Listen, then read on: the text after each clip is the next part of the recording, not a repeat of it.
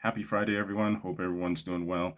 Wanted to cover a little bit a story that I've actually picked up on this a few times now, and some of the commentators that I follow closely have also been talking about it a week or two ago. And now the mainstream media and our government has finally picked up on it. The fact that we could possibly be looking at food shortages this year. Reason why is because Ukraine is a huge producer of wheat. I want to say the number is 16% of what is produced around the globe is produced in Ukraine. So you already have situations where countries in the Middle East are starting to deal with shortages of wheat and, of course, the product you make out of wheat, which is bread. Russia is a large producer of potash and other substances that are used to make fertilizer. So because both of those regions are producing so much stuff that's used for the global food consumption. The and now we have the war, and of course the sanctions on Russia. Everything's destabilized in that region, so not a lot of stuff is getting out. Why that's important is because, especially if you need wheat for bread and other goods that Ukraine grows, that's a big issue. You're going to have a shortage. The issue with the substances that Russia and I think possibly Ukraine produce, the potash and other things used for fertilizer. Well, like for example, the Breaking Points channel, Crystal and Sagar were covering the fact that if you do not have fertilizer, the amount of the amount of harvest that you have from a crop here, say in the U.S., I think the fertilizer accounts for 40% of what is grown. So if farmers can't get a hold of enough fertilizer, it's going to do two things. Number one, they won't be able to grow as many crops. Two, what they do manage to grow is going to be more expensive. So we're not, and this is the thing, we're not really sure how this will play out. Will the different nations be able to draw on other supplies in order to try to mitigate what could happen? Or are we going to be faced with all out shortages? So, with that, and it's something that I've said on and off for a while, you should make sure you have extra food. Make sure you have emergency food. And that's something, emergency food, like the type of stuff that you can just put away in a dark closet and it lasts up to 25 years. I've slowly been buying that for the past 6, 8 months as I've had the cash flow, as I've been able to work it into the budget. So it's something that you should consider. Don't let yourself get too low on the staples that you need. If you have extra money to buy, the rice, beans, whatever that you need for staples, you should probably do that because look at what's happened due to the supply chain shortages caused by us shutting down everything for the pandemic. We were already in a situation in this country where 25%, literally 25% of the country was in food lines. And it's hard to tell what will happen. And it's all about preparing.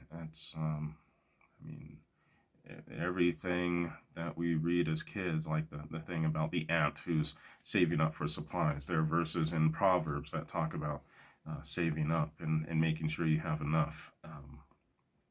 And other scriptures, it's not crazy to make sure that you have enough. If those of you who have a yard and may want to think of gardening, because you may not know, that extra stuff that you grow may come in handy at some point if you can't find it in stores at some point during the year, or if it's more expensive. It's all about trying to mitigate things, not so much out of fear, but just making sure that you're taking care of yourself. Because if you have to pay more for something at a time when the prices of everything are up, from food, fuel, gasoline, lumber, housing, being able to scrounge up extra supplies and keep some stuff in storage so that if prices go up for a certain item, or if you can't find it and have to pay more in order to get it, having extra on hand will help to save your pocketbook. That's unfortunately common sense. I mean, even with the whole things about, California having rolling blackouts and maybe possibly looking at it again this year, power grids going down for days on end. I mean, you might want to look at, battery backups, generators, anything that you can do in order to rely on yourself. And it's tough because a lot of people out there are looking at, I mean, the latest stat that I heard is like 50% of the country at least lives paycheck to paycheck. So how can you spend extra money to buy extra stuff when you're living paycheck to paycheck in the first place? It doesn't make it easy. And even if you do have extra money, um, you have to prioritize. You just can't buy everything that you want. There were some things that we purchased this year. There are some other things I would have liked to have purchased and compromised, got some other stuff, and we'll look at maybe later on this year or next year, depending on how the cash flow goes. But yeah, the next thing for us is that, so we have the emergency food. I even bought one of those. It was like $25. I found it on a website. One of those. It's a, it's like a bladder, a water bladder, and you hook it up to your bathtub and fill it with water, and you can keep water that way for, however long it lasts. And I wanted to get some extra water, the 5-gallon jugs that we could store in the basement in the dark closet, and just keep that around for extra water just in case. And it makes spending $15, $20, $25 on each of these things. So not a lot, but if utilities go out for a few days, I mean, food you can technically be without for, a few days, even a week, maybe possibly more if you had to. But water, that's something that you need within 2 or 3 days. You just can't survive without water. So I already have things, so a couple filters that you can actually use you can actually drop them into ponds and so forth, and they give you potable water. Again, have the bathtub bladder and wanting to get some 5-gallon jugs of water as well, just to have it around just in case, because again, major storm and the power goes out, there go the utilities. What are you going to do? And it's weird to have to think about that. And in the old days, I think you would have been considered a prepper or conspiracy theorist. But again, like even I've spoke about it with my clients in California when they were dealing with the rolling blackouts on and off for a week. This was, what was it, 2 years ago? maybe 3 years ago. And I remember my ears perked up when one of my the HR manager for one of my clients, we were working on an issue, and I get a random email from her saying, "Well, keep doing what you're doing.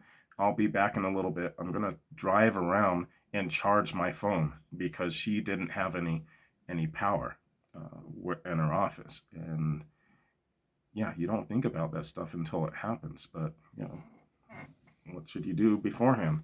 So yeah, now that the government and the mainstream media is finally starting to wake up to it, and again, the problem with this is that it may not happen. You may buy some extra stuff, and if you don't need it, you can eventually eat it. But the chaos in Russia, Ukraine, and so forth will not reach us or affect our supply chains until summer or fall. So this is something where you should, especially with the food and how much stuff you have, staples and so forth, you should probably get it now.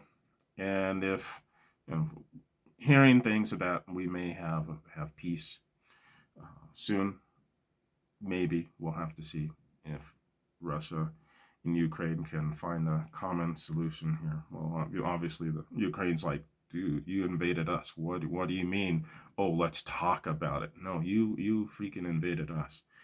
So I find that funny that we're peace talks.